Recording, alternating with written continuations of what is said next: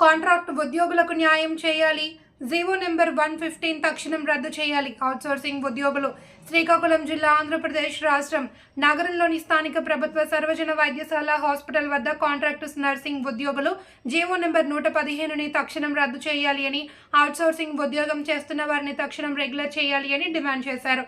ఈ సందర్భంగా staff nurse Vedavathi మాట్లాడుతూ, గత ప్రభుత్వంలో అందరికీ కాంట్రాక్ట్ స్టాఫ్ నర్సుగా ఉద్యోగాలు వచ్చిందని, గడిచిన కొన్నేళ్లుగా అవుట్సోర్సింగ్ కాంట్రాక్ట్ ఉద్యోగులుగా విధులు నిర్వహిస్తూ కరోనా సమయంలో కూడా ప్రాణాలకు తెగించి ఎంతో మంది ప్రాణాలు కాపాడామని, మా కుటుంబాలను సైతం పక్కన పెట్టి హాస్పిటల్కి వచ్చిన ప్రతి రోగిని తమ కుటుంబంగా భావించి ఎంతో సేవ చేశామన్నారు. ఈ చాలని జీతాలతో కుటుంబాలను నడుపుకోవడం చాలా కష్టంగా ఉందన్నారు. మాకు 15 సంవత్సరాల నుండి రెగ్యులర్ నోటిఫికేషన్ రాలేదని, రెగ్యులర్ నోటిఫికేషన్ జారీ చేస్తూ ప్రస్తుతం కాంట్రాక్ట్ స్టాఫ్ నర్సుగా ఎవరైతే చేస్తున్నారో వాళ్ళందరికీ రెగ్యులర్ చేయాలన్నారు. ఈ కార్యక్రమంలో వైద్యశాల అవుట్సోర్సింగ్ ఉద్యోగస్తులు, సిబ్బంది పాల్గొన్నారు. ఈ అవకాశం ఇచ్చిన మా మెడికల్ సూపరింటెండెంట్ గారికి, మా నర్సింగ్ సూపరింటెండెంట్ మేడమ్స్ ముగ్గురికి నా తరఫున ధన్యవాదాలు తెలియజేస్తూ, మాకు నిన్నటి నుంచి బాధ కలుగుతుంది. చాలా ఒక జీవోని చూసి, అది 115 జీవోని. ఆ జీవోని ఇమీడియట్గా ప్రభుత్వం ఏ రకంగా అయితే జీవోని పాస్ చేసిందో అది వెనక్కి తీసుకోవాలనేసి కోరుకుంటున్నాం, మనవి చేస్తున్నాం, ప్రభుత్వానికి రిక్వెస్ట్ చేస్తున్నాం. ఇప్పుడు చాలా ఏళ్ల తరబడి ఒక 14 సంవత్సరాల నుంచి రెగ్యులర్ నోటిఫికేషనే లేదు స్టాఫ్ నర్సులకి. ఇమీడియట్గా స్టాఫ్ నర్సులందరికీ కూడా రెగ్యులర్ నోటిఫికేషన్ జారీ చేస్తూ, ఇప్పుడు ప్రస్తుతం కాంట్రాక్ట్ వ్యవస్థలో చేస్తున్న ప్రతి కాంట్రాక్ట్ స్టాఫ్ నర్సుకి కూడా రెగ్యులర్ చేయాలని మనస్ఫూర్తిగా ప్రభుత్వాన్ని వేడుకుంటున్నాము.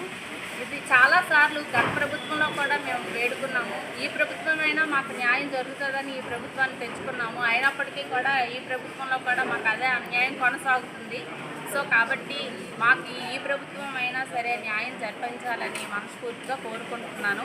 కోవిడ్ అనే కష్టకాలంలోని మాకు జాబ్లు ఇచ్చారు. ఆ కష్టకాలంలో కూడా మా ప్రాణాలను తెగించి మా ఫ్యామిలీ మెంబర్స్ని అందరినీ వదిలేసి మేము వచ్చి, చిన్నపిల్లల తల్లులు కూడా వచ్చి ఇక్కడ ఫీడింగ్ మదర్స్ కూడా, ప్రెగ్నెంట్ లేడీస్ కూడా వచ్చి సేవను అందించాము.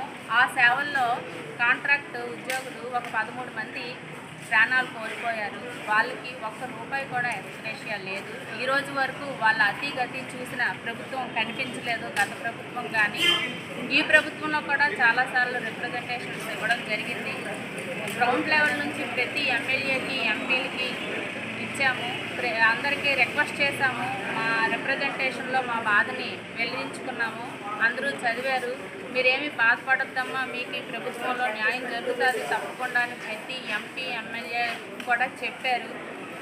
మాకు న్యాయం జరగాలనేసి మేము ఈ పోరాటం చేస్తున్నాము.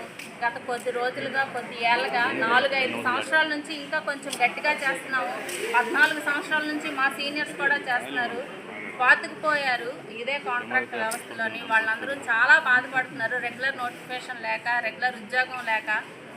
ఇప్పుడు మాకు ఏ రకంగా ఏ వ్యాధి వచ్చి చనిపోయినా సరే మాకు ₹1 కూడా ఎక్స్‌గ్రేషియా రాదు. ఎందుకంటే మేము కాంట్రాక్ట్ ఎంప్లాయ్ కాబట్టి. మేము నెలంతా జాబ్ చేస్తే మాకు ఆ జీతం డబ్బులు తప్పించి ఇంకే రకంగా కూడా ఆదుకోవడానికి ఏది బెనిఫిట్స్ లేవు, ఉద్యోగ భద్రత లేదు. మాకు కావాల్సిన బెనిఫిట్స్ ఇమీడియట్గా ప్రభుత్వం కల్పించాల్సిందిగా కోరుతున్నాను. అంతకన్నా ముందర ఫస్ట్ మాకు రెగ్యులర్ నోటిఫికేషన్ ఇప్పిస్తూ, ఈ ప్రస్తుతం కాంట్రాక్ట్ వ్యవస్థలోని గత 15 సంవత్సరాలుగా పాతుకుపోయిన మా అందరికీ కూడా న్యాయం జరిపిస్తూ మా అందరికీ కూడా రెగ్యులర్ చేయాలని మనస్ఫూర్తిగా ప్రభుత్వానికి విన్నవించుకుంటున్నాను. ఎన్నికల ముందు మీకు ఎవరైనా చెప్పారా, హామీ ఇచ్చారా?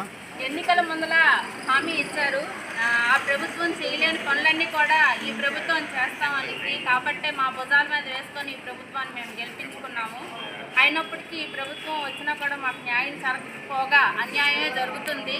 అది ఎలా అన్యాయం చేస్తుంది అనేది నేను చెప్పక్కర్లేదు, ఆ ప్రభుత్వానికి తెలుసు. అర్హత